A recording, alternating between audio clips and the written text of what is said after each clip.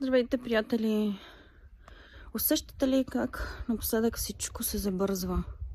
Как промените стават все по-изненадващи, все по-чести? Как хора влизат и излизат от нашия живот? Обстоятелствата около нас се променят. И как в тази въртележка става все по-трудно да предвидим коя е логичната ни следваща стъпка. Какво точно да направим, че ние самите да се чувстваме по-стабилни, по-уверени в всички тези нови предизвикателства, които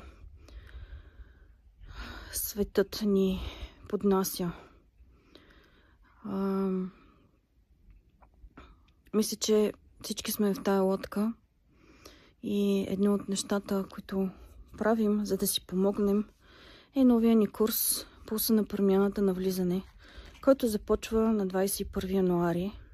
И като си говорим за предизвикателства, ето тук една котка веднага идва при мен, защото е студено. Заповядайте да се зрецаваме заедно основните теми на голямата промяна. Какво навлиза като транзити, какво ще управлява като идеи и като енергетика живота ни за следващите 400 плюс години.